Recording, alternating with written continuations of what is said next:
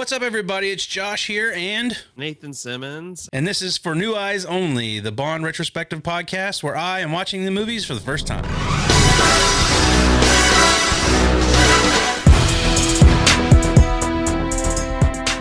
And I am not. I watched them a bunch.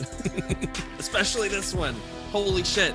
From Russia with Love, Josh. So, okay, I want to go ahead and start this off with a bang. I wish I would have been videoing my response to this movie.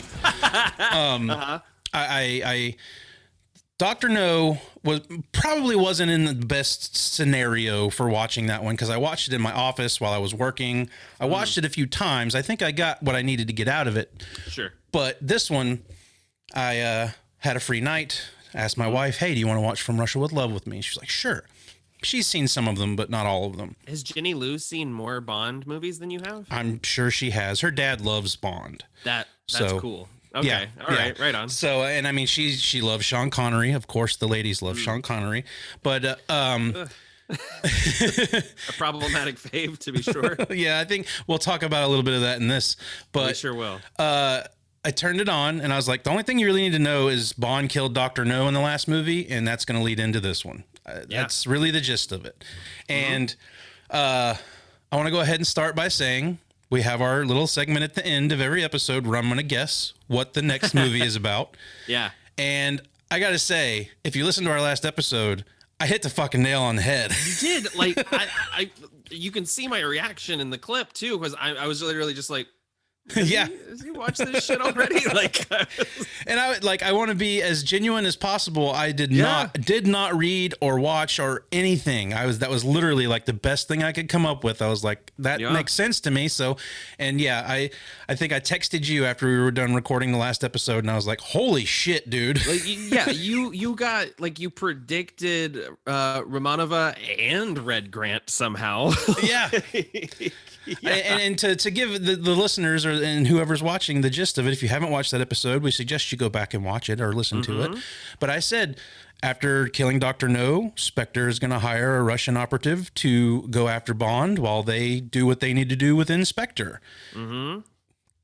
Pretty much what's going on here. Pretty good. And to put a finer point on it, I guess I can try to summarize the elevator pitch of the plot in 007 seconds or less. Yeah, let's do it. Hang on, let me get my timer ready here. Sure. All right, we're going to do just like last time. 3, 2, 1, go. 3. All right. 2, 1. Oh, I thought you were going to say go. Oh, sorry. Hold on, we're going to reset. Can you imagine if James Bond did that, where he's like, no, that's not fair. You were supposed to give me a head start. Money penny. All right, 3, 2, 1, go. Spectre sends its deadliest agent after James Bond, who is working with a Russian defector to recover a vital cipher machine. Boom. 6.6 seconds. Woo. You are coming in under the wire on these, buddy. Yes, sir. But you're doing it, and that's what I like. Well, I had to get the words cipher machine in there because I felt like if I had the words Spectre and Lecter in the same sentence, I would fuck it up. This is our first cold open. Yes. Like and our first genuine cold open. Yeah. And I have to say that as soon as this movie opened, sure, I was watching it and I texted you right away and I said, this is already 10 times better than Dr. No. Sure. And not just because it has one of your favorite actors in it. Yeah. And that's why I wish I was taping my reactions to watching this movie, because as soon as Robert Shaw showed up on the screen, I was like, oh shit. He's great in this movie too. Doesn't have a line of dialogue for the first hour and 20 minutes. That was one of my notes. I think about 20 minutes in, I was like, is he going to talk the entire movie? Like, tell me if you think I'm way off here. I think it's fascinating that Red Grant, this, brutal killing machine that has been brainwashed by Spectre to be a blunt instrument for them, looks a lot like Daniel Craig as James Bond. You got a point. I didn't put that together, but now that you say it, especially once he gets that nice, like, slim cut suit towards the end, I love it. And I love the way it kind of throws you right in on this cold open. You see Bond, you see someone tailing Bond, and you don't really know what's going on at all. And Bond there's something off about him. He's got this weird little like skittish grin on his face. Like And they do these nice little hints to let you know that it's not all on the up and up. and a lot of makeup on his face. A lot of makeup on his, especially, yeah. And yeah, Bond is killed Yeah. by the guy tailing him, and they pull off his suddenly very fake face. That's something you gotta love in all the spy movies, though, is sure. how fake it looks once they do pull it off. It always cracks me up, even in the Mission Impossible movies. Every time Ethan Hunt like takes off a mask, I was like, you were just running around like Ryan Gosling at the end of Drive, like in the Russian consulate. Like, what are you doing? Yeah, and so yeah, it's a little shocking to kind of start with that, and then you get that hot shot with Red taking Bond out, and you're like, oh, this is obviously Bond's not dead, but and that incredible reveal when the lights come up. I mean, it's pitch black, and then the camera zooms in. Director Terrence Young returning after Dr. No, and all those floodlights come up, and immediately you see everyone that's been watching this war game. And that's how we find out that Spectre uses live targets, and they will reiterate that later on as well. Did Jason Goes to Hell rip off the beginning of this movie? I had the same thought. I swear, I really did. By the way, that is my favorite, second favorite opening sequence of any Friday the 13th movie. My favorite is the one that is literally a Bond gun barrel sequence with Jason Voorhees. Bond has been within the DNA of Friday the 13th from Absolutely. the get-go. Yeah. Oh, for sure. And then we get the orchestral opening. We still don't get a proper theme song, vocal theme song over the opening credits. But From Russia with Love, the song was written by Lionel Bart, who was most famous for writing the musical Oliver. And the John Barry and the producers all kind of decided together, we're not gonna bring Monty Norman back. We're gonna just keep we'll keep the Bond theme, because clearly that shit rips. Yeah. But we'll get someone else to like write a legitimate like torch song for this. And we do get the song over the end credits, and I think this song rules. There is a brief moment in the movie where it plays like through the streets of Istanbul or something like that. There's a couple of those. There's one moment where when we first see Bond, someone in a gondola is playing it on their stereo, and a lady like leans over and switches it off. Okay, yeah, which is like which is fascinating. I love, we got to hear Bond sing Underneath the Mango Tree last time, and this time it's like diegetic to the film. I almost thought he was going to start singing again whenever he was in the office with Moneypenny, and they're rubbing their heads together. And darling Moneypenny, I never even look at another woman. Those two, I'm interested to see the relationship between he and Moneypenny moving forward. It's interesting. I mean, this is the one where, I mean, he flirted with her a bit in the last one. This is the one where you get the vibe that, oh, she's his work wife. Yeah. They're just like, they're thick as thieves. And I love that. And she's very interested in all of his little adventures. She wants to know about all the girls he's meeting. Like she's like, they have little gossip time. And I love that.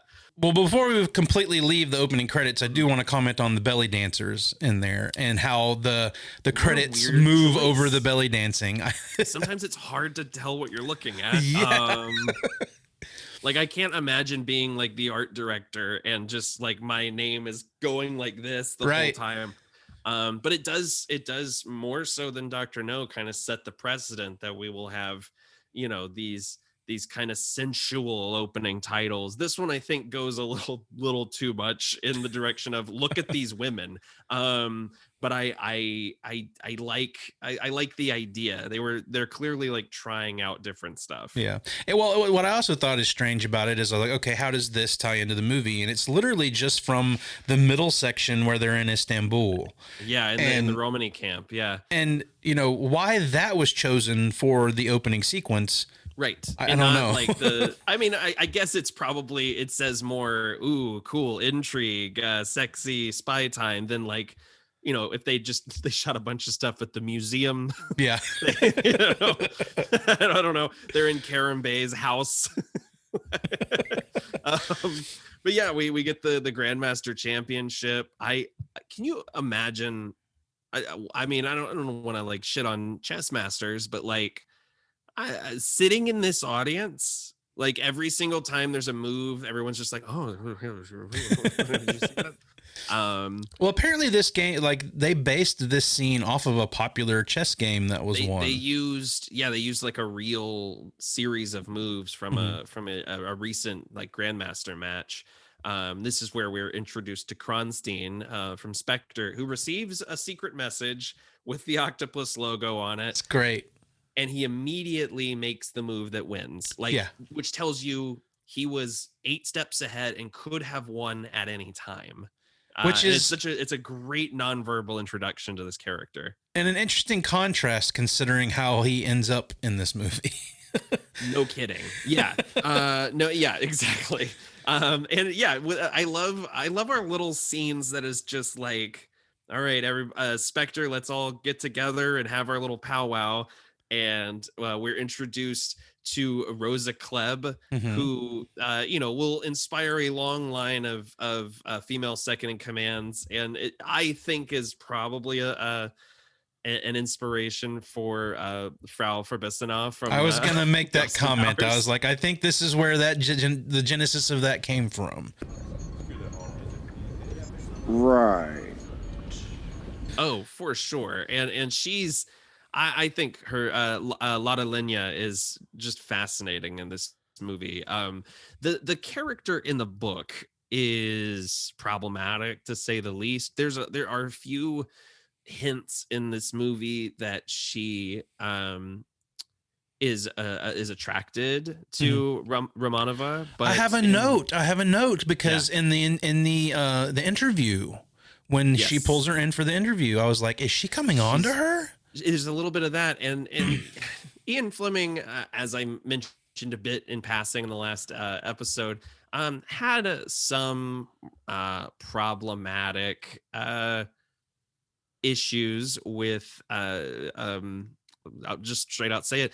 Ian Fleming had some issues with homosexuals, and he sort of hints in the novel that she's perfect for this job because she is this like cold, unfeeling lesbian. I mean, it's not straight up said in the book, but Ian Fleming doesn't really fuck with subtext. Like that was like, so I think the character is improved in the translation to the screen, and I think that there's things in this book. This movie's actually very close to the book, but the things it chooses to change mostly improve on the source material. Yeah. One thing I found interesting about studying up about the book, and I actually watched an interview with Ian Fleming that was on the Blu-ray. What a trippy guy to hear speak, huh? Oh, wow. How do you feel about the kind of novel that has great sexual detail and an entirely promiscuous cast? Well, I must say, of course, I'm a certain age, so that the whole thing's rather stale news to me, but I think it's unnecessary, really. I think you can convey sex without using raw words very much better than by using them. Wow, he's something else, man. Have you seen did you see the interview where he talks about coming up with Bond's name? No. Where he says I chose the name James Bond because it was so dreadfully boring. Like I could have called him something with more romantic overtures like Peregrine Carruthers, which I wish we had like 60 years of Peregrine Carruthers movies. But one of the I found him very interesting within this interview because as you lead on, he's a weird individual. And the fact that the books were so notorious for being very violent and pushing the envelope with a lot of things. Yeah. But within the interview, the person who's interviewing him asked him something about, using curse words and whatnot. He's like, you yourself referred to the fact that you don't use the Anglo-Saxon 4-letter words. I take it you disapprove of that in literature? I suppose it's some streak of my Scottish Puritan forebears, but I don't like seeing them on the page somehow. I use quite a lot of them when I'm playing golf, for instance. I've seen that interview where he says it's lazy. It's something like that. And I'm just like, well, you're still doing some right. That's what Where's I thought the was pretty line? funny about it. Was like, okay, you're It's in very the, uncivilized to put swear words in there, but I will do all of these things. right. Yeah. And you know, it was interesting for me. I found out that John Kennedy, well, it was like his number 9 book of the year it came Yeah. out. This was the last film he watched before he went to Dallas. It Yeah. screened in the White House. So interesting stuff there. And one thing that kind of got me on like the sort of pretentious sort of side that Ian Fleming had was, you know, the interview is asking him about, you know, are Bond's dislikes in the books your dislikes? And he's like, Yes, they are. Yeah. Are you given to many and strong dislikes? I think so. There are sort of foibles, you know, but tea I regard as practically the downfall of the British Empire, and tie with a Windsor knot I find much too tidy. I think, you know, it shows that the man's rather vain, I think, if he uses a Windsor knot to his tie. No, there's so many things in those books where you're just like, well, Ian Fleming is just telling us what his breakfast order is. yeah. You know, a yogurt with figs, black coffee, you know.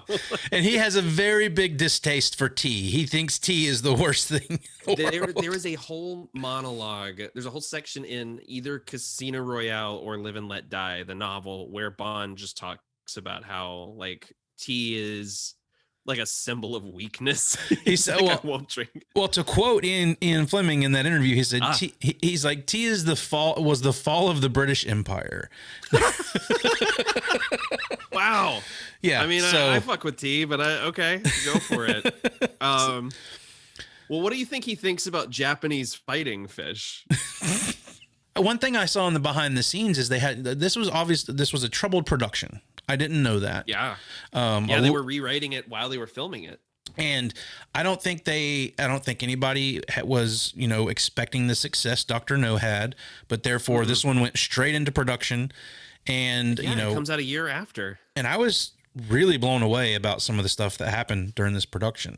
But interesting thing about the fighting fish scene is when Kleb comes in to get her orders from number 1, you know, she's looking at the fighting fish, and that entire scene ran backwards because there was a problem with the filming. A lot of stuff they had to do in post. There's a particular scene where she's talking to...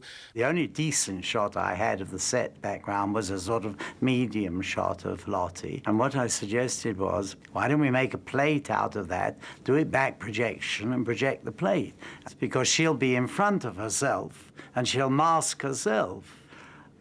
Hunt tries more innovative ideas. For this shot, he reverses the film so that Lottie Lenya moves toward the fish tanks, then later plays the exact same shot forward. Terence Young applauds the unconventional solutions. Because the production was so rushed, they had to cut all these corners to get certain shots. And meanwhile, they were adding scenes. They were adding scenes with Red Grant throughout the movie because they were just like, oh, well, we should probably make him more of a presence. Which honestly, so I don't know. I don't know if he really needed to be in the movie more. You know, I kind of like that he's just sort of this figure. He's almost a Michael Myers in the background of this movie. Yes. Yeah. I actually do like when he saves Bond in the camp. Yes. Because it's very much a this is my kill kind of moment. I think one of the things you do lose from the book is you know, they do describe Red Grant as a homicidal paranoiac who was susceptible to their conditioning, which we learn when they visit Spectre Island. They have a fucking island. And I absolutely love the training area. Like, oh my God. It's so like, great. This has to be where this originated from in all the movies I've ever seen. The flamethrower, the guy that's just going ham with a flamethrower against a brick wall in the background is my favorite. Which again, more stuff they lifted in Austin Powers for sure. Of course. Oh yeah. And and it's so funny because we're seeing like some of these Bond tropes from the villain's perspective before we see Bond do it. Like at this point, Bond still hasn't really had a Q scene. Right. You know, he gets a new gun in Dr. No. And in this one, they're like, look at all the shit we have. And Red Grant in the novel has a much more developed backstory and is a serial killer who was obsessed with murdering people by the full moon. And so like that was like this really cool, so he would like time his kills around the full moon, and that's why he like took his time intercepting Bond and all this stuff.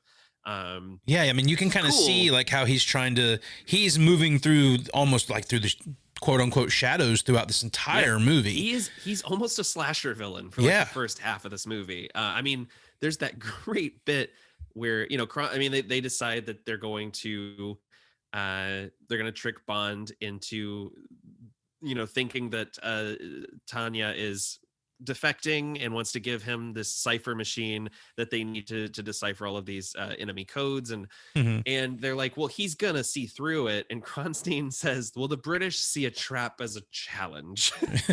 and their whole plan is hinged on they'll probably send their best guy, so let's make sure we kill James Bond. But yeah, this walk through the training area is excellent. They're using live rounds. Rosa Klebb like recoils when someone like touches her shoulder. And she slips on brass knuckles. Dude. He seems fit enough. Have him report to me in Istanbul in 24 hours. It just starts wailing on Red. Who barely flinches. No, at all.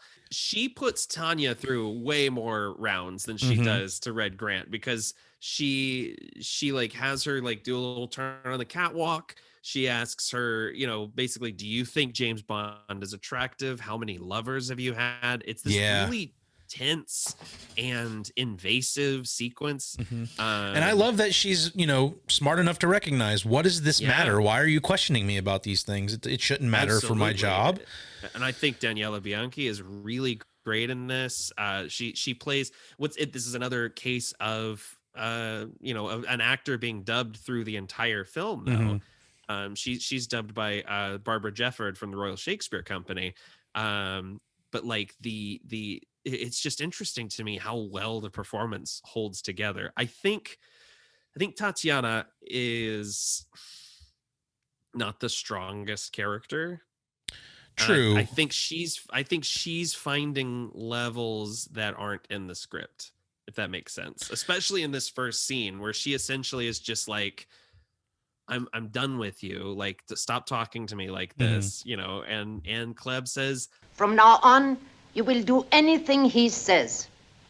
And if I refuse? Then you will not leave this room alive. There is some dire consequences put on her from the get-go. And she doesn't know that Klebb is a turncoat either. Right. Like, there's all these different levels that are being played. And this is a movie that I think rewards rewatches, because as straightforward as a lot of the plot is, the espionage of it all, there's doubles and triple agents on every side. That's what I was going to get to with this one, is while it is definitely more exciting going in, I'm having a lot more fun with this one than I did with Dr. No. Yeah. I'm loving what I'm seeing. I'm glad that I'm seeing characters that I saw in the last movie come back. I also was like, she's back when I saw Sylvia Trench. And sure. Yeah. So sadly, her last appearance. Oh, you spoiled it for me. I'm sorry. No, but I feel like their plan was, we're gonna have this running gag where Bond's girlfriend is bummed out that he has to go on another mission, or his gal pal's bummed that he has to go on another mission, and as a result, Sylvia's character feels very different in this movie too. She doesn't seem as assertive to me, but you do get a couple of repeats of gags like, well, I've just been reviewing an old case. Oh, so I'm an old case now, am I? Shh, it's the office. I'll be there in an hour. I'll tell her. Hey, your old case sounds interesting, James. Make that an hour and a half. Yeah, no, I totally agree with you. There's so much extra stuff going on, especially in terms of the spycraft in this movie. Not just because we get some gadgets here, but because there's the thrust of Kerim Bey's plot line is that Red Grant is turning all of these different agencies against each other, who all come to believe that they're just kind of operating in harmony. There's some fascinating stuff here. James loves tossing that little hat M has absolutely no time. I was going to ask you about that because it's been twice now in both movies. Yeah. Is that another running gag that goes throughout the movies? For a little while. Yeah. Okay. Especially Connery really enjoys it because Connery's Bond is more of a hat guy. Yeah. Yeah. I don't see Roger Moore wearing a lot of hats. Right. No, absolutely not. Not with that hair. And I do like the concept that like Spectre wants them to see through this trap.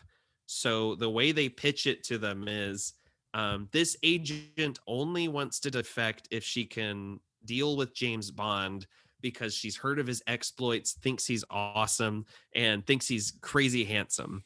In the book, it's definitely played more as this is a girl with a crush, so of course I got to go help her. In the movie, I think it's played a lot more winking and knowingly. Like M entertains it for a second, where he has that line of girls do fall in love with pictures of film stars, but immediately he's like, well, obviously it's a trap, so that's why we're sending you with some kit.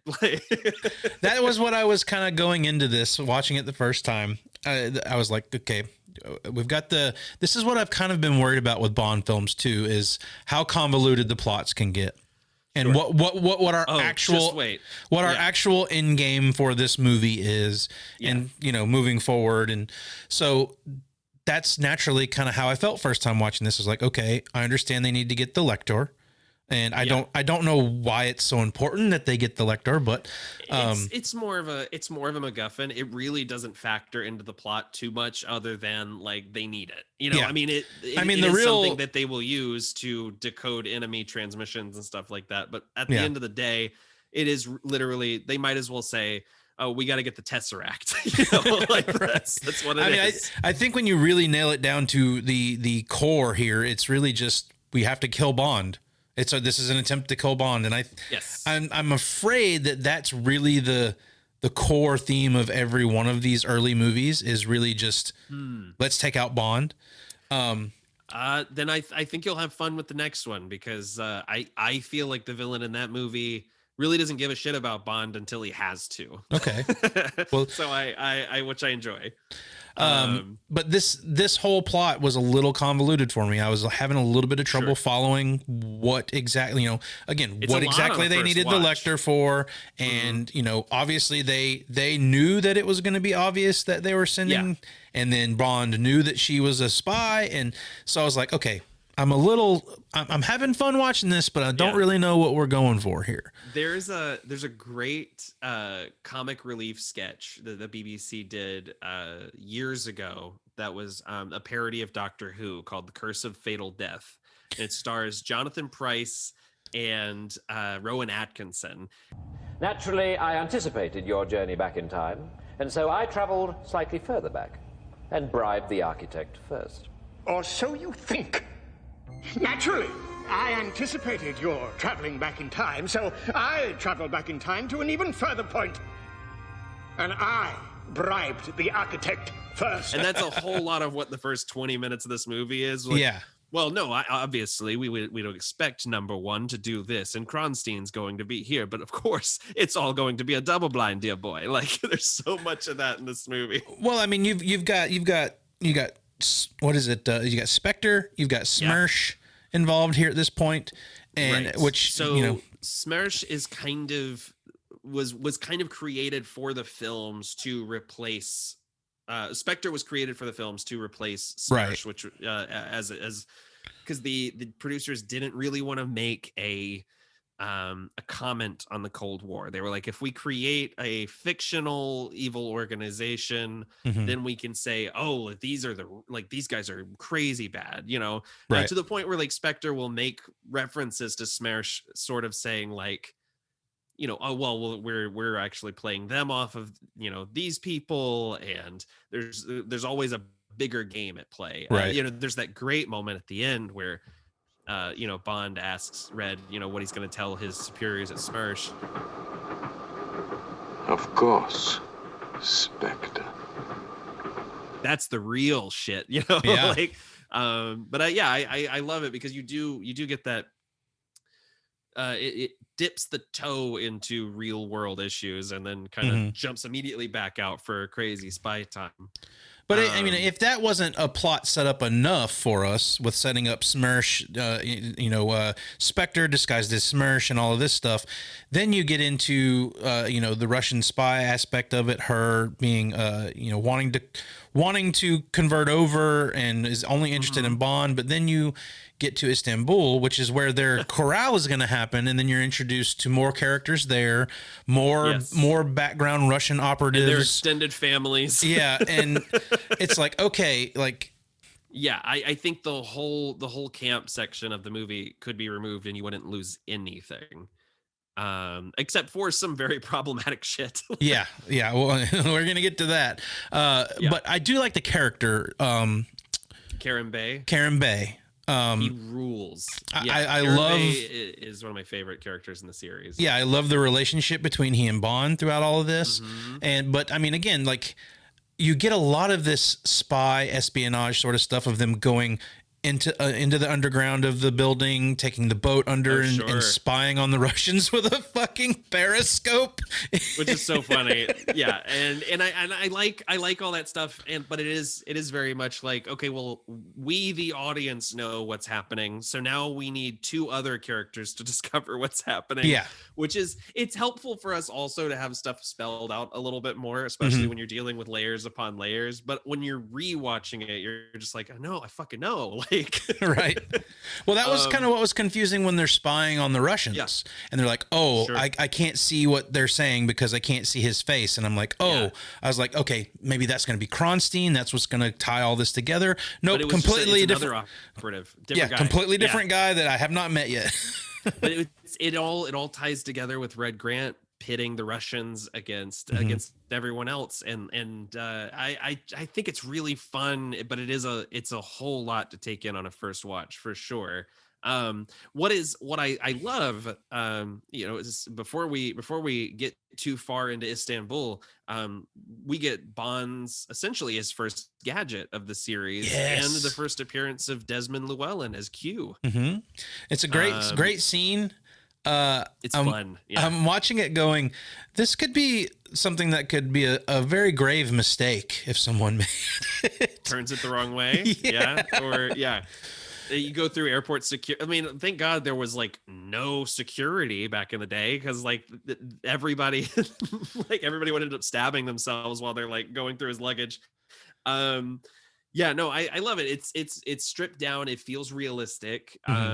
It's a suit. I mean, he's got ammunition hidden in the sides. He's got a knife that pops out of one side, a folding sniper rifle that just goes in the case. Yeah. 50 in gold there. sovereigns in case he needs some walking around money. But I love the magnetized clutch that shoots tear gas talcum powder that explodes if you don't open the catches like the right way. And Q is very much just like, here, look at this. All right, look there. Press this. Goodbye. What you have here, an ordinary can of talcum powder. Yes. Very matter of fact about it. Yes, and it's so wild that this is his first appearance out of like 17 movies. Like they just kept bringing Desmond Llewellyn back for this character. Nice. And I love him so much. James gives us the title of the movie after he very cryptically tells Moneypenny, "Let me tell you the secret of the world." And then he writes the title on the photo for her. I have a question here. Yeah. And I'm really glad you brought this up. Okay. Why does he write it backwards? I think I have no idea. I think maybe he was writing with love and then he was like, oh, this will be funny. But I think what it really boils down to is someone working on the movie thought that would be very clever. I think that's literally all there is to it. I found it very confusing. I was like, people don't write this way. What the hell's happening? No. And people also don't talk the way that they do when Bond arrives at the airport. There's a lot of scenes in this movie that feel like, what worked in Dr. No? Let's just do those scenes again. So we have Bond arrive at the airport, does a little bit of like I do love that he's already learned from his experience getting tailed and getting into the wrong car in Dr. No. So they have like a little call sign that they say to each other before he leaves with them. But we get, there's still like 2 or 3 checking in at the hotel. And so many music stings in this one. Like every time we cut to a new scene, almost within this first half hour, it's just I love you know. There's one bit where he like walks through the lobby of the hotel and it's bang ding ding ding ding ding ding ding ding. Which when he goes into the hotel for the first time and goes by the reception, Pee-wee's Big Adventure, the end of Pee-wee's Big Adventure. 100%. Yeah. I also love the taxi driver. Just there's this like understanding that this is how things happen. Like it's we're all following each other all the time. It's fine. Like every spy is after everybody else. And this is when we are introduced to Pedro Armendáriz as Kerim Bey, and I think he's just wonderful in this movie. The camaraderie between the two of them through the movie. I love when they're interacting with each other. I love how he feels like a real mentor figure. Yeah, how the kind of close they get throughout this movie is awesome. Kerim Bey has such a fascinating backstory that's only hinted at, where he says, "Not bad for a man who started life bending chains and breaking bars with my teeth in the circus." And I was like, "Excuse me, can we watch that movie?" Always referring to his sons doing something within the business. He has a ton of sons who will like work for him. My son is the driver. My son is the security guy. I'll send one of my sons to take care of this. He has one. It's such a weird line, but it's so funny. One of it's his wife is laying on the bed. She wants him to come to bed. She wants to fuck, dude. She does. She's like, Kerim Bey, and he's like, he's like, he's trying to work, and then finally he gets up and he takes his jacket off and he says the phrase, "Back to the salt mines." Yeah. Like another hard day's work for Kerim Bey, and I cackle every time. The delivery is unbelievable. And it's punctuated by the wall exploding. A few big explosions in this movie. We didn't get a whole lot of that in the first movie, but no, this had double the budget, $2 million for Russia with Love. It's fantastic. They decide this is when they take their little trip underneath the city, and I gotta ask you. I mean, you're a big Indiana Jones guy, right? Yeah. Last Crusade vibes here. Absolutely. Like, this is for sure. Absolutely. Spielberg's always wanted to make a Bond movie, and there's several moments in specifically this movie where I'm like, oh, Spielberg watched this before making Last Crusade. Oh, the boat scene at the end is Last Crusade all the way. Like also the rats running through the sewers later on in the movie, which were all I read. They only had access to white rats, so they covered them in chocolate. Oh, man. Like, what the fuck was happening in movies in the 60s? Like, we got to get the shot. We got to do what we got to do to get the shot. We're freezing crabs and dumping rats in chocolate. That's all we're doing. This is where Kerim is, he like made a complaint that got the Russian base evacuated long enough for him to install a periscope so he can watch other meetings. And it's where we get their first look at Krillin-Q, who is one of their operatives, and he immediately is just like, oh, well, that's clearly who must have made the attempt on my life. Because again, Red is playing everybody against each other. Yeah. And this is where we're taken to the Romani camp, which I think is the part of the film that has aged the worst. Poorly. We have a lot of use of the G slur, and a lot of white actors playing characters of color, and just some very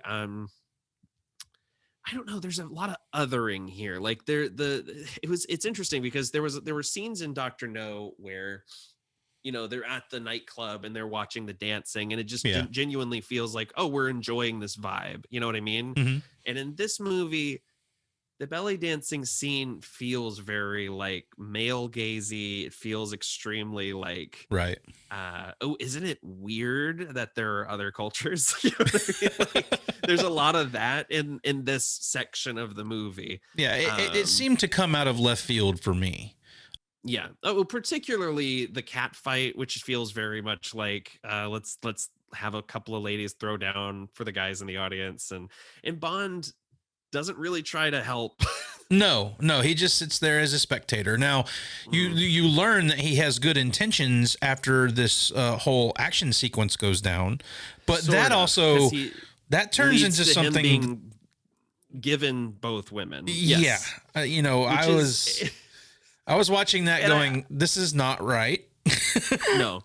And these early movies especially do this weird thing where we're presented with the character who is, I mean, Bond hasn't met Tanya yet, but a lot of these movies will present you with, this is the love interest of this movie. Mm-hmm. Also, here are the other 5 women that he's going to go after. Yeah. And so it's the part of the power fantasy that doesn't work for me, Mm-hmm. where I do feel a little icked out by it, especially this sequence in the movie. And it's unfortunate because I think it does give some great moments between Bond and Kerim Bey. Mm-hmm. Their friendship gets even stronger because he saves him, from being killed in this assault on the camp, which is a hell of an action scene. Well, especially from a movie like coming from Dr. No to this, you already mentioned double the budget. So we didn't get action scenes like this in Dr. No. Dr. No is a very reserved film in the action sense. The big final set piece of Dr. No is Bond punches a guy, pulls a lever, and then pushes another guy. Yeah. That's the final, that is the showdown. And this movie, he's like flipping over tables. He's tumbling through the grass and shooting. By the end of this, his coat is all fucked up. And meanwhile, you've got Red off in the background, squeezing off sniper shots. Mm-hmm. And Kerim gets shot in the arm, and blood like rockets out of his arm. Like it's an incredible squib. I found it funny that there's no puncture hole, just a big glob of blood. Yeah. Yes. Yeah. Kerim is just full of it. Yeah. And I don't know. This sequence is so great, and I feel like it's really it's pulled away whenever his reward for saving the day is, oh, these people are now objects for you. Here, take these 2 women and do what you want. Like I said, if I was taping my reaction to this movie, that would have been where you would have saw me going, ooh. Yeah. No, sorry, Jenny. No. Like, just be like, I'm sorry I asked you to watch this one. But I do, it also then leads to one of my favorite moments in the film after they've left the camp. Bond and Kerim follow, I keep wanting to say Curly Q, and that is not the son of a bitch's name. Krillin Q, the Bulgarian assassin. They find him. This is the part of the movie that's always a little hard for me to follow, is how they find his hiding spot. But I guess that was very easy. Kerim is sort of like, you get the implication that he's like, I know where everyone is. They just don't normally cross these lines. But now that they have, I will show you exactly where to kill them at. And, he says, I owe you a debt. How can a friend be in debt? And I love this little exchange where they trade off using each other's shoulders to steady their sight. Mm-hmm. And Kerim Bey gets to pull the trigger and kill the man that came after him. Yeah. And I love the whole setup there. And that's where you really start to see this friendship between he and Bond develop is really right here in this moment, is when they're like, okay, it's like it's almost like a fist bump. Like, hey, we're bros. Yeah. And Bond's willing to give him the shot to take this guy out since he tried to do it to him. I love the building with the painted face and the mouth and the window. She should have kept her mouth shut. There's one of my favorite lines in the movie. I love the bit. Well, and even before, like, for some reason, Kerim's being like kind of cheeky about it when he's like, so where's the base? And he goes, she has a big mouth, if you know what I mean, or something like that. And that's when the mouth of the billboard opens up and Krillin Q is trying to get out of there. It's a great little bit. It's shot beautifully. They're like shrouded in darkness. That's the other thing is this movie, it's a very dusk movie. Like there's so much sunshine and these brilliant beaches and stuff in Dr. No. And this one really goes for like the shadows. So Yeah. I just love that. Well, I mean, all the way, to the opening scenes, like the opening scene of Dr. No is this, nice tropical landscape in Jamaica and all of that. And this one, you start that cold open dark in the middle of the night, Yeah. And it kind of, it maintains that throughout most of the movie. I think it gets a little brighter towards the end, but, I love the mood that this movie sets. I'm down for it. At this point, I'm already like, this is one of the best sequels to a film I've ever seen. Like, it's great. I mean, it outpaces Dr. No in every regard, right. in my opinion. This is when finally, very much like De Niro and Pacino in Heat, we finally get to see Tanya and James Bond in the same scene together. Yeah.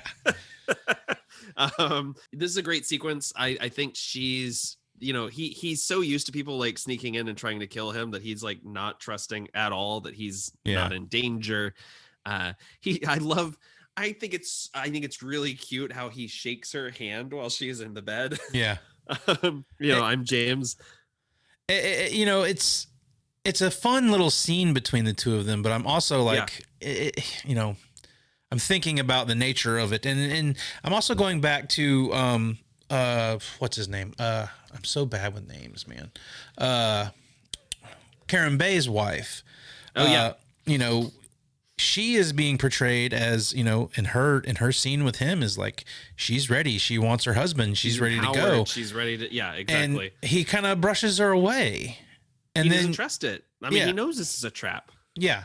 And then you've got scenes like this where, it always seems like everyone is so lustful for Bond, but he is never lustful. Like he does kind of have a thing for her, but he's ready to change on the drop of a dime. Yes. When he knows something could be off, later on the train. You see this immediately because he doesn't immediately like try to sleep with her. I mean, he does. It doesn't take long. But it's not like Miss Taro where like that's immediately part of the plan. He sort of, he's like kissing her, but he's also immediately asking her like, "Where's the Lecter? When can I see it? Like, can we go tomorrow? Let's get this."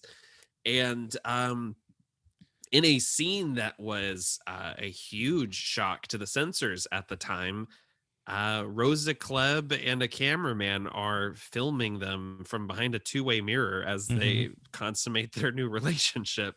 There's some weird dialogue here too, especially with Tatiana. You're one of the most beautiful girls I've ever seen. Thank you. But I think my mouth is too big. No, it's the right size. For me, that is. Is that a kiss thing or is that way like the dirtiest line in any James Bond movie? I can't figure it out. And maybe it says something about the person watching, because I immediately was like, whoa, that's some risque shit for a movie from 63. No, I think the movie sets you up to believe that that's probably what they mean, but it's played it's played close enough to a kiss that you can sort of skirt by it, I think. Well, even her introduction, like, I think they used a body double for her getting into the bed, but I was like, whoa, that's a naked lady. Yeah. Yeah, you couldn't see that before. It's not just in the Blu-ray menu this time. It was actually in the movie. Right. Just on Front Street. And what the scene actually had to be reshot because the original scene, it would originally panned back through the two-way mirror, and there was a close-up of the cameraman like kind of sweating like while he filmed, and it was much more like creepy and voyeuristic. And in this one, it's very clinical. It's very much like this is part of the plan to blackmail James Bond. It's a wild shot. And then they go the next day to this is the sequence where Red saves them from another assassin. Bond is walking around with his gun and a handkerchief, which is like the most obvious anyone's ever carried a gun before. This is where I was also I was going back to Dr. No, because you had the people tailing Bond and Dr. No. You and then you find out that they're on his side in that one. What's his name? I've already forgotten his name, but the other agent in that one. With Felix. Yeah, with Felix. With this one, you never really get too much more than just this guy following them around, other than... And it really does kind of make you wonder, like, who can be trusted. We know Red Grant's a bad guy, but like, who else is in on it? You know? It also kind of puts Red in a light when he does take them out. It's like you almost have to question, like, okay, is Red really... Is Red playing the long game somehow? Yeah. And but no, he's just got to make sure Bond lives long enough to get on the train and to get the Lecter. Like that is what they are trying to make sure that Bond gets on the train so that they can tie up all the loose ends. I love this sequence where Bond is transmitting the recording of Tatiana back to MI6, and he says he just wants the Lecter, but there's a sweetness to how he talks about her to Kerim Bey. And she's like it's the thing about this. Another thing about this movie that doesn't quite work for me is I don't get where the turn is where she starts to really feel something for him, because it does feel like it is immediate. Yes, like he sleeps with her one time and she's like, oh, actually, this guy, I get it. It makes you go like, how good of an agent was she really that they selected her? Because she seems to be down for it from the get-go. Immediately. And then I love this sequence though. It's very sweet. It's also very silly. She goes, the Lecter, it's about 10 kilos in a brown case, brown like your eyes. And it cuts back to everyone in the boardroom kind of smiling and or like trying to stay serious while they're taking their notes. And tell me the truth, am I as exciting as all those Western girls? Oh, once when I was with Em in Tokyo, we had an interesting experience. Thank you, Miss Moneypenny. That's all. Out. And then she goes and gets on the thing, and he's like, nope. He knows what she's listening in on the call. Moneypenny is, you're no doubt still listening in. Bernard Lee is so good as M. I love him so much. But yeah, we get that. Yeah, the heist. He purposefully tells her the wrong day so that he can like kind of keep her on her toes when he attacks, when they set off the bombs, so he can steal the Lecter. I think this is a really fun little action beat. And they get on the Orient Express, and this is when Kerim gives them their fake names, and I love their fake passports.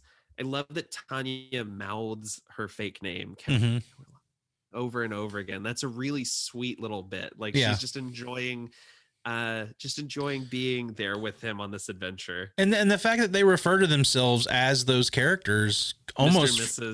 Mrs. From that point on, you don't really see a whole lot of that in spy and espionage stuff now, where they get a new identity. It's like they never really touch on the fact that they've got to become a different person, Yeah. And I mean, even when Red boards the train as Nash, Bond says, "This is my wife, Caroline." Like he just immediately is just like, here's the cut. And I like that, because I mean, you've seen the Craig movies. Craig's Bond doesn't give a shit about being undercover. He'll walk up to the front desk and be like, "My name's James Bond. I'm in room B for Bond. Here's my gun," and sets it on the counter. That was the other thing when he got his room and they moved him to the honeymoon suite. The exchange there, the exchange there between he and the receptionist and then the manager. It was like, this seemed like a little like chasing tails for no real reason. It was like, why didn't you just put him in the honeymoon suite from the get-go? It is an odd thing. I think it's meant to telegraph to the audience like, oh, they're actually 2 steps ahead of Bond, because now he's in the room they want him to be in. But it really does feel like when he gets there, just say, all our rooms are full except for the bridal suite. It is odd. Unless MI6 had already like booked the room, and then they were like, okay, now we got to figure this out. But it does seem very circuitous. they get attacked by Benz, this other Russian operative, and immediately neutralize him. Bond pulls his jacket down around his arms and he's stuck. Not mad about his tail, are you? So Kerim Bey sits down and starts to light a cigarette and tell him his life story. This is one thing I think you lose from the book, because the whole Orient Express section in the novel, Kerim Bey, while Bond and Tanya are just making love for like 3 days straight, Kerim is murdering agent after agent. Like, his whole deal is like, he is like hanging out outside their room. He kills like 3 Russian operatives before he's finally taken out. Wow. Well, I mean, here it seems as though this entire trip on the Orient Express is within like a few hours. You know, you don't get this sense that this is days by any means. I mean, you do when it gets to the bits where it's like, okay, tell him that someone has to meet me here at this time. Because he does say something like, we have 3 days ahead of us or something like that. But by that time, I think they've already killed off Kerim Bey. Yes. Yeah. Yeah. Because I love when Bond gets off the train to go meet Kerim's son. And he gives him the cigarette holder, and love that. Yeah. But I also love, there's this really great shot. Bond gets off the train as it's still kind of coasting into the station, and he's walking along, and you see Red over his shoulder, just watching him through each of the windows. And it's so good. Another shot from Friday the 13th, part 6. No, really? Yes. Well, there's this when she's checking on the kids in the camp, and she leaves she's walking, and he's following her out the window. Dude, I'm telling you, Tom McLaughlin, the director of Jason Lives, huge Bond fan. He's gotta be. That's so funny. Wherever the red dot goes, you bang. The biggest laser scope I've ever seen in my life. It's huge. Not even Cobra has something like that. Like, it's ridiculous. That was missing from this movie, actually. That's the one thing that Jason Lives has over From Russia with Love. Could you imagine Bond with that scope on his little pistol? This is why you can't carry a Beretta. I love the sequence of Red going over to, he kills the agent that's supposed to meet Bond. Yeah. And it's this totally silent sequence. You know, you just hear like the bustle of the train station. He walks him in, he follows him into this little room, kills him, walks back out. He's got the agent's suitcase. Yep. And puts the agent's hat on. And he does this really, Robert Shaw does some incredible things with no dialogue for the first chunk of this movie. Yeah. But he walks, it's Bond's pacing around trying to find the agent, and Red walks up and goes, like, he's pretending he's recognizing James. Right. You know what I mean? Like, he's pretending like, oh, I say, you're James Bond. And you don't even hear their dialogue either. Like, this train is like still, making too much noise. You don't hear Red until they are in the train car. There are great moments with Red throughout all of this, and you don't hear him speak until we get on the train, basically. Yeah. And sorry, old man, couldn't be helped. I've been on the road since breakfast. But I love every second of when it shows him following Bond throughout this movie. You've got him following him in the car at one point. Yeah.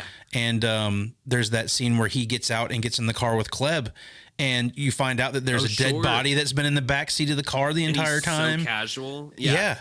And all of this with getting on the train, him taking out all the operatives in the museum, like all of that stuff. Just, he's great here. Like he's so good. I mean, I'm only 2 movies in, but he's definitely highest spot on my villain list so far. He's up there for me. Like Red Grant is, and I love that their second villain for Bond is literally just like the anti-Bond. Like, he's the reverse Flash of James Bond. And I love it. And I love that Bond is onto him the whole time. Yeah. There's like never a moment like, and in the book, he actually kind of puts one over on Bond. Bond doesn't see him like dropping the stuff into the drink and like, but in the movie, I feel like Bond immediately doesn't like him because he keeps calling him old man. Mm-hmm. and he keeps like just kind of asking him questions like, oh, where are you from? What's your name? Who gave you this? Right. It's just he doesn't trust him from the word go. Even when he's like, oh, can we grab some food? He's like, sure, go with Caroline. Like he doesn't even call her Tanya. Like right. he would say the real name if he believed he was an actual agent. Right. I mean, that whole reveal when they get back to the train car and she's passing out. Yeah. He's like, what'd you slip her? He like, boom. And he tells him, and Red's a little curious about Bond's motives. Like he says, what are you after, the girl or the Lecter? Yeah. And Bond says, red wine with fish. That should have told me something. It's like this is clearly the dinner order of a psychopath.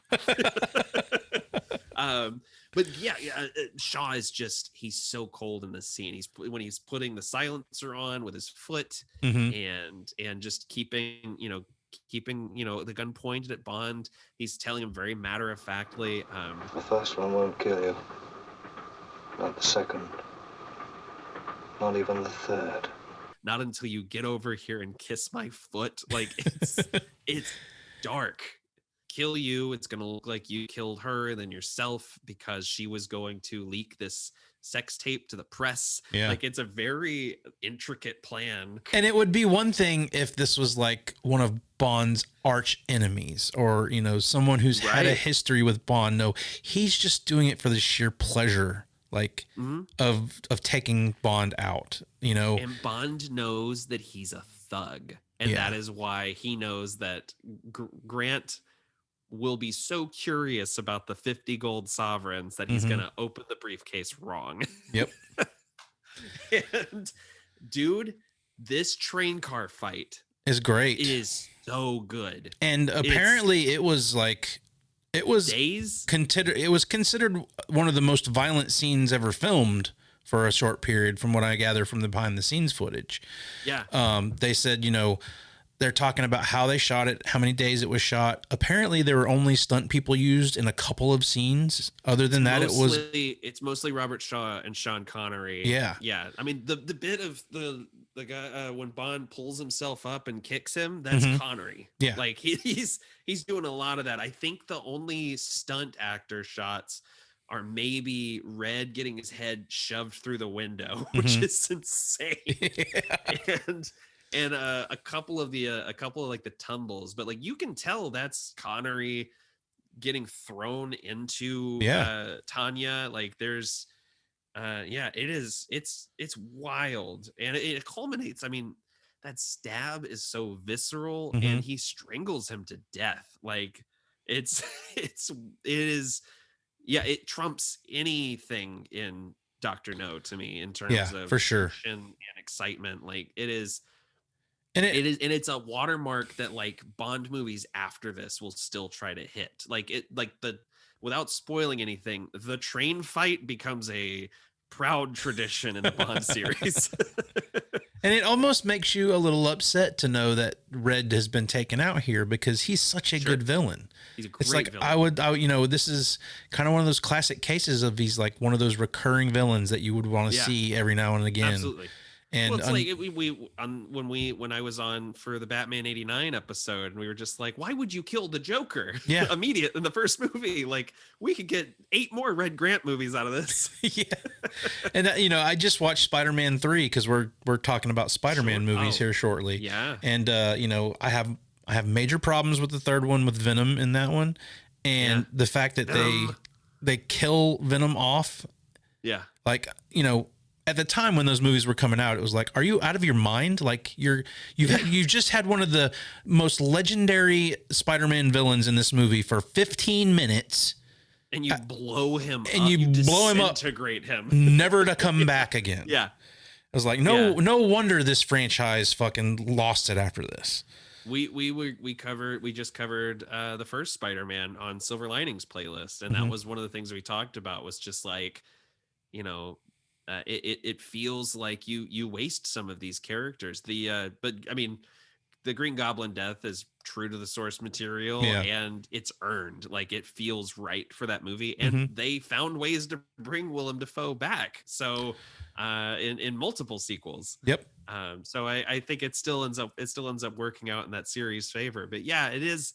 You do feel like, man, I wish I could see more this guy come back again. Yeah. To the point where like there are a ton of henchmen in the Bond series that very much follow the Red Grant mold. Yeah, I figured we'd probably get wannabes after this for sure. Yeah. Oh, yeah. You'll be surprised just how closely some of them like kind of follow in that tradition. But yeah, the first is the best. I mean, he's an exceptional villain, and I'm curious to see what you think of the next one, because it does have one of the most iconic Bond henchmen ever. But I don't know. I think the movie's really missing someone with Red Grant's intensity. And I would argue that Red Grant is kind of, I mean, there's a lot more movie to go after this, but he is, to me, the main villain of the film. That's what kind of makes the last act of the movie a little weak for me, because, you know, after this we get them off the train, and then you've just got the helicopter chase. You've got North by Northwest happening. Yeah, I told you. Yeah, I think the helicopter chase is done pretty well. I think it goes on a little too long. There's a lot of, you know, how many grenades do they have in that fucking cockpit? Right. But, you know, again, like you said, like they were very excited about this bigger budget. Let's drop as many bombs as we can. Director Terrence Young is a G, and he was when they were scouting for locations, he was in a helicopter crash. In the morning, Young sets off to scout locations in a helicopter. This thing took off, and it went backwards. The helicopter took off, took over into the water. And then he flipped it on its side, and it went straight into the sea. Which meant, as it hit the water, the blades blew off. And Terrence was kicking the plexiglass bubble to try and get out, because they couldn't get out through the left-hand door because that was blocked off with the camera platform. Terrence got behind the camera again, didn't say a word to anybody. And we were shooting within 35 minutes. And shot all day long, like nothing had ever happened. It's quite amazing, absolutely amazing. And by the way, again, that's Connery diving out of the way when the helicopter is strafing him. When he's running with the briefcase, that is Connery. Like, nice. And he apparently could have almost got killed, like filming this, because the pilot got real close at one point. But I love that by the end of this movie, he has used everything in that briefcase. He's used the sovereigns to bribe somebody. He's used the talcum powder. He stabs Grant in the shoulder, and then here he finally assembles that tiny little sniper rifle. Yep. And that the helicopter blowing up is great. Yeah, that's some good miniature work. Oh, and the rear projection of him. I'd say one of the aircraft is missing. Hugging Tanya as the helicopter explodes behind them. It's pretty good. It's better than any of the driving scenes. True. After we've had him fighting with Red on the train, and then we've had the helicopter scene, it is very just like one after the other. It's a hat on a hat on a hat. Yeah. And it's like, I don't know if we needed the boat scene. Do you get the feeling that like the people making the movie were just thinking, well, if we don't get to do another one of these, if the first was a fluke and this one isn't as exciting, or like, let's just throw everything at the screen. Yeah.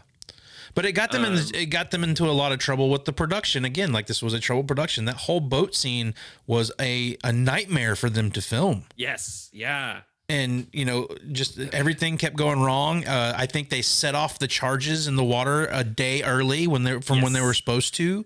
They had to reset all of it. Yeah. Yeah. And he had like a day to do a reset and get the shot the next day. But man, that shot of all the barrels going up at once, it's good. It feels very much like I'm watching a stunt show at Universal Studios. Yep. In like the best possible way. I love it. There's some really great fire stunts here. There's the one dude falls over onto a life preserver that's on fire, and he starts screaming because his arm like goes up. And then there's the one dude who's fully engulfed, and he's clearly wearing like some kind of like flame retardant jacket or something like that, but he goes over the edge. Like it's brutal. We hold on these guys burning for a while. But it's fun, and I mean, you're seeing some of these background agents from Spectre that you've seen throughout the movie. Right before this, we got our whole exchange with number 1, number 2, and number 3 or number 5.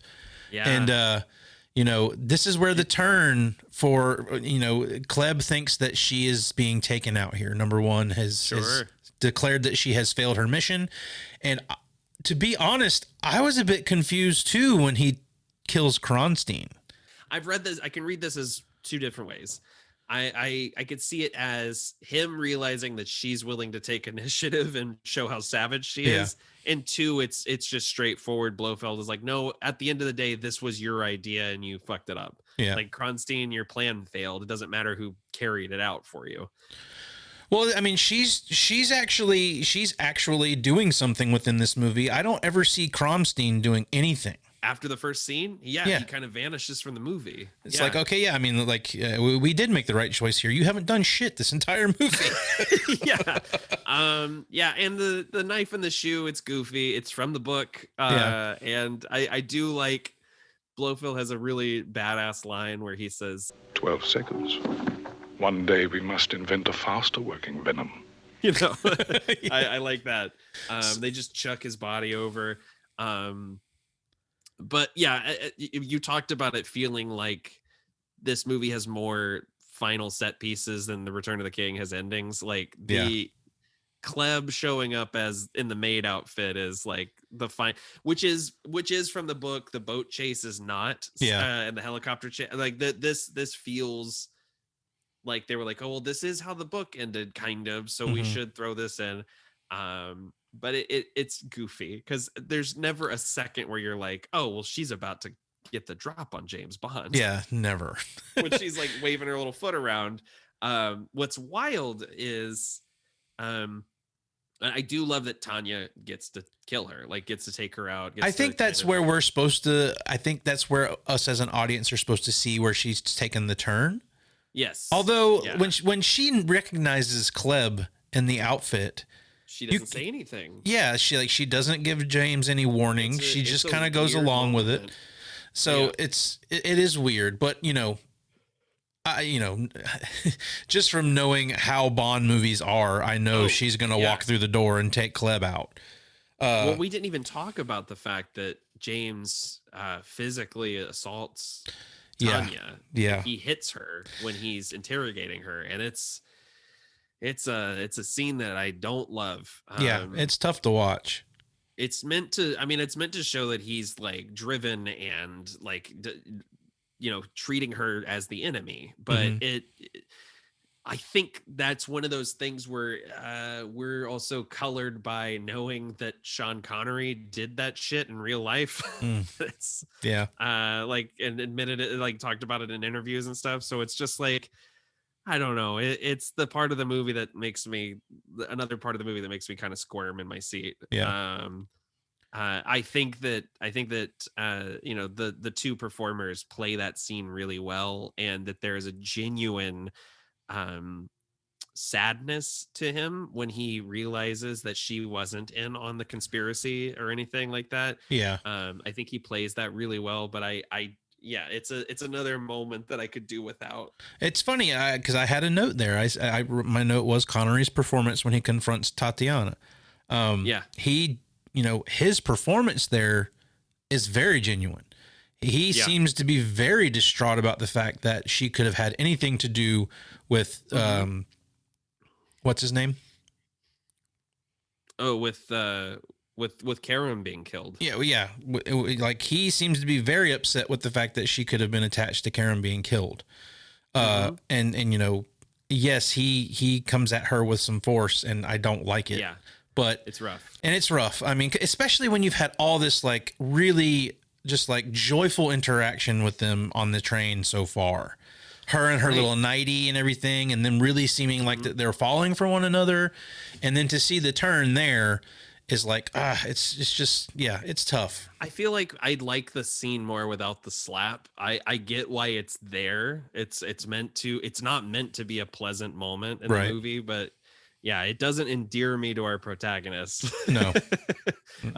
Not that he's meant to be. I mean, I don't know. The movie this movie really plays with whether or not Bond is meant to be an aspirational character. Yeah. And I would argue during these scenes, he's very much like, oh, well, this is why you have your job, because you are an animal. Like you're a blunt instrument. I mean, the way he kills Grant is just so ferocious, you know, and I think that that's something we're meant to take away from this movie, is that Bond isn't necessarily a hero. He just gets the job done. Right. But yeah, I do love that Tanya gets a little bit of redemption. She kills Kleb in the novel. This book in the book From Russia with Love preceded the book Dr. No. And the novel ends with Kleb actually stabs him before she's killed, and as a group of French intelligence agents show up to save the day, Bond stumbles backwards and collapses, and that is the end of the book. Oh wow. Because Fleming was like, fuck it, maybe I'll kill him off. Like but I love but that's why, because he couldn't get the shot off in time before she stabbed him. Yeah. That's why in the novel Dr. No, it opens with M saying, you've got to carry a different gun. Yeah. Okay. I love. Yeah, it's funny because in that interview with Ian Fleming, like they ask him about, would you ever kill Bond off? And he's like, I could not afford writing off Bond. Like he's just like, yeah. But I did want to touch on the death of Kerim Bey here, and Pedro Armendáriz. What I've found out about him during the production of this is he had cancer. Yes, and this was a really really hard shoot for him. A lot of issues shooting a lot of the scenes. I think some of the people even said they had to like prop him up for some of his shots because he was so weak. And they had to use some body doubles in certain sequences. Yeah. And you know, to kind of put the topping on all of it, you know, I found out that his cancer got so bad that he committed suicide. Yeah, when he left the film after he finished filming his scenes, he snuck a pistol into the hospital with him. So that it's heartbreaking, and he died, I think 4 or 5 months before the movie was released, and so but he was so happy to be in the movie, like yeah, and this is such a beloved character. I mean, Kerim Bey kind of becomes an archetype for these movies. I mean, Bond, just as Bond always has some other counterintelligence agent helping him, he always has some kind of a mentor figure, an older character who's kind of like gives him a sounding board. And he's to me, he's like one of the brightest spots of this film. I absolutely adore his performance. Yeah, I love any of the scenes that they're in together and they're buddying. Like it's almost like a buddy cop movie for a little while with those two. Yeah, especially the scene where they get their revenge and they help each other by, you know, propping up the gun with the gun sight, you know, with their shoulders. And yeah, I love all of that stuff. And it is, it's so sad. And apparently there was a car crash with the actress who played Tatiana. That was I didn't know about this. That went upside down. I don't have a lot of details on it, but apparently she was in the vehicle when this stunt went wrong. And so yeah, I mean, just it's funny, man. We talk about how much we love certain movies and how some movies just really don't need to be messed with or remade or those kind of things. And you know, let's just take Jaws, for example. I don't think anyone, they probably will remake it at some point. Let's not kid ourselves. But, you know, the reason movies like Jaws and even something like From Russia with Love here, I think the reason these movies are beloved and work so well is because they went through hell to make these movies. Yeah. And the end result, while they may not have regarded it as, you know, when you're in the moment filming these movies and having the problems you're having with them, I mean, you know, Spielberg was ready to write Jaws off. I'm sure, you know, Terrence Young was not happy with all the stuff that was going on during the production of this, but Ian Fleming hated Dr. No.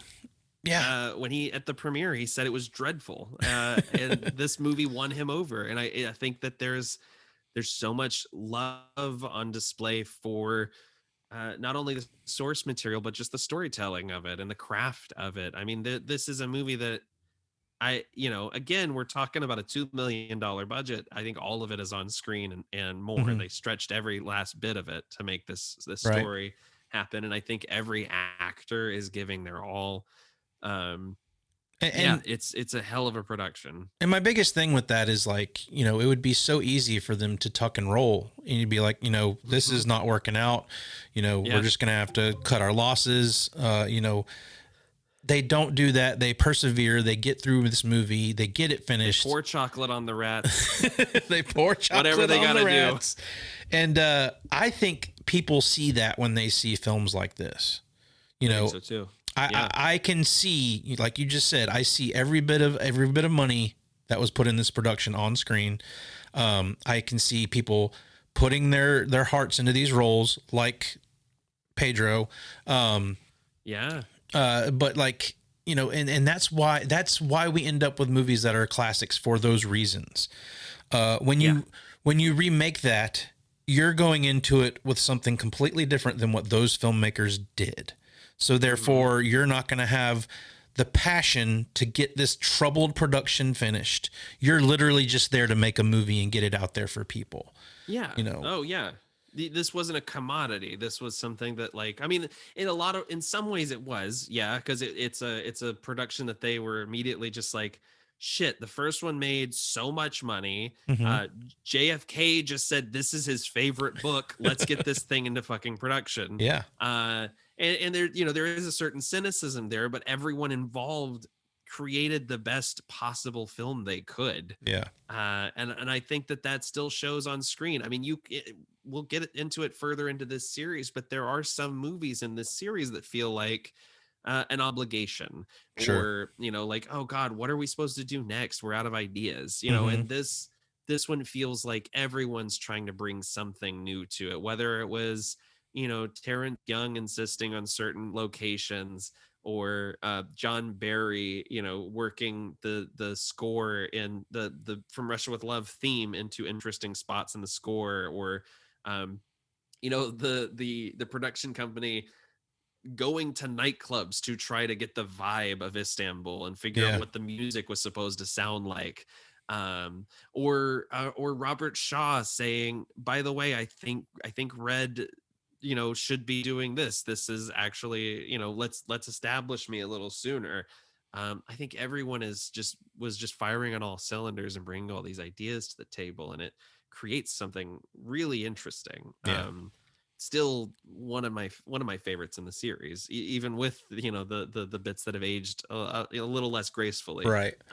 I think this is a fantastic film, and this has me very excited to go into Goldfinger. Sure. I hear, which is like a tent pole. Like, I mean, that's all I hear from people is Goldfinger, and it's referenced in everything. So yeah, if this was this good, I'd like to see, okay, how did they top it in Goldfinger? And is it as good as From Russia with Love? I guess I'll find out. I have some thoughts on Goldfinger that I'm really excited to talk to you about, because I won't spoil any of my feelings on it, but it is as important to the series as everyone tells you it is. Okay. And I do have one question about the final shot of the film. The wave. Well, the wave is great, but it's so goofy. Is him looking at the film Tatiana's first inclination that they were filmed in the honeymoon suite? Like, is she finding out in that moment? I don't think she's seeing what he's seeing. Okay. I think he's just like, huh, okay. And then he checks it. What I appreciate is that, so, credit sequence is much shorter than credits would be now. But they want to get that song. Yeah. So we have after the credits are done, we get a long shot of just the city skyline as the song plays. And we get our first James Bond will return. Yes. Which I love. And I don't know if this is where that originated, but God, so many movies have done it since, and it was fun to see that there. Yeah. It more or less, yeah, started with Bond. I mean, it's kind of a throwback to like the old serials as well, right? But it always makes me happy when I see something like the Marvel movies started doing it. It made me very happy. But I do find it interesting in the credits. Again, we touched on this briefly, but you know, they cast Blum. You know, they give you a name for number one, who's Blofeld. Blofeld.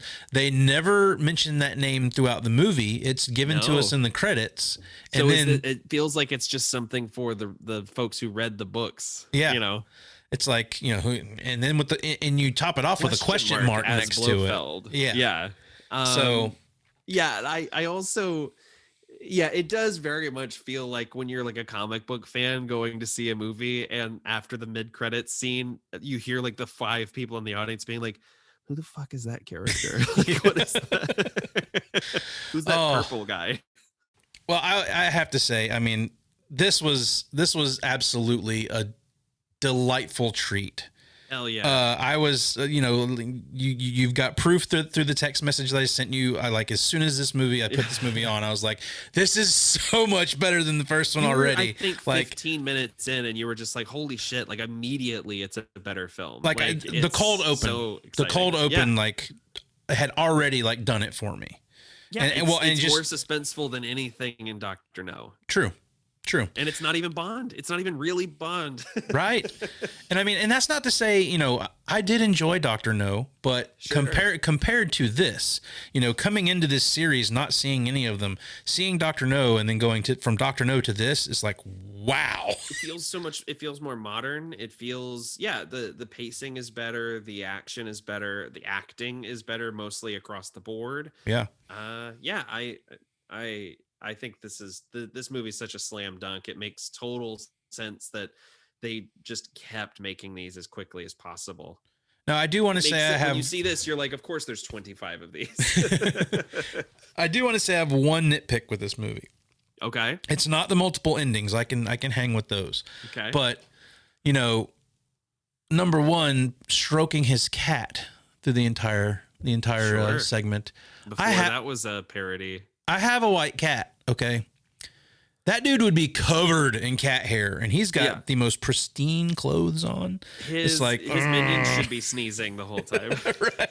There should be little dust bunnies floating through the air, especially with a long-haired white cat like that. I do love the camera is always kind of moving back and forth during those sequences. That's a lot of fun. But no, I think this sets up a lot of good mystery, you know, especially like if you hadn't read the novels, if you're just coming into the movies, it's a lot like comic book movies. If you haven't read the comics, coming into the movies and kind of getting what you can from those, like this sets up a nice mystery with, you know, they establish Spectre and Dr. No. They expand on that in this one. You have this mysterious head of Spectre that you don't see his face. You don't know who he is. I love all of that. And I'm, you know, again, excited to see how it progresses through this series. And, absolutely, you know, from all I've heard about how good Goldfinger is, I'm super excited. Like, I'll probably watch Goldfinger in the next day or so. Well, since we're heading into Goldfinger next month, do you want to guess what the plot of Goldfinger is? Bond is going to battle a guy with a gold finger. Holy shit. That's the best I got, because it's not bad. It's not bad. They pretty much tie up a lot of the story in this one. Like, I was also surprised to find out how this one ends on a happy note, basically. You know, with he and Tatiana, like they get away happily ever after, apparently, and so it doesn't really leave a lot. So he and Honey also do that in the first movie too. True. And we have no idea what happened to Honey. So. He shouldn't have let go of that rope. Well, in this one, he shouldn't have let go of the film. I don't know.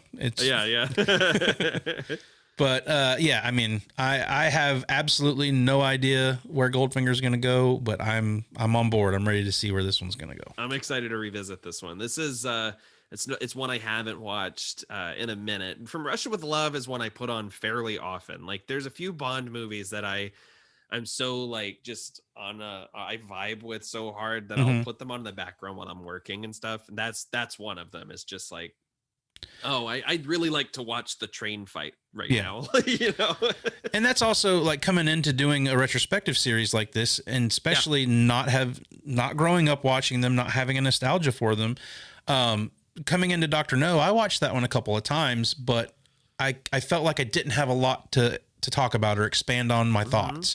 So going into this one, I was like, okay, I'm going to make it a point to watch it early. I'm going to watch special features. I'm going to get a little bit more out of this one.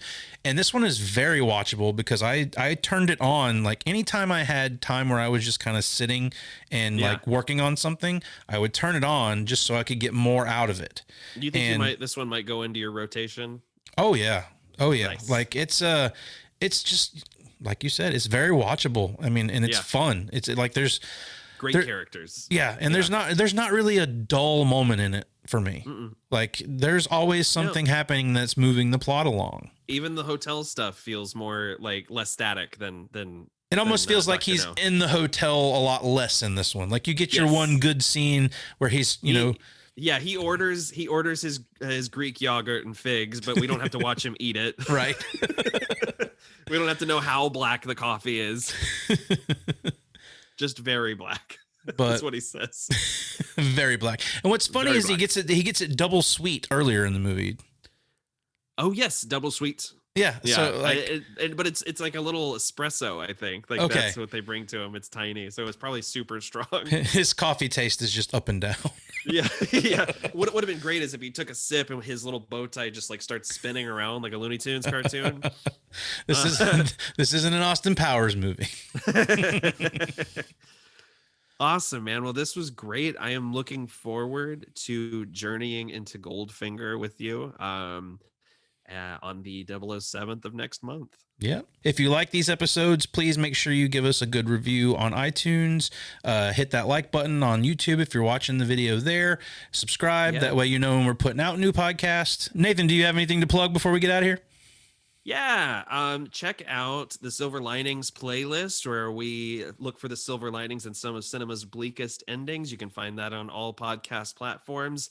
My other podcasts are the AIPT Comics podcast, where we bring on comic book writers and artists and creatives and talk about their process.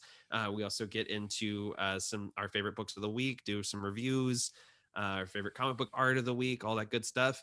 And Oh, That's a Scary Movie, which is a show I co-host with my friend Ashley McLaughlin from Southern Haunts.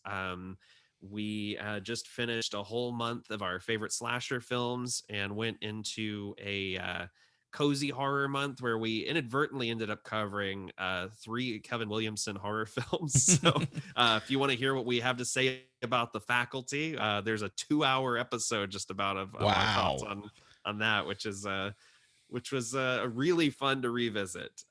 And through December, we'll be covering some of our favorite Christmas horror. All right. Well, that's going to do it for this episode from Russia with Love. I had a great time. Next month, we'll be back with Goldfinger. Until then, be kind, rewind, stay shaken, never stirred.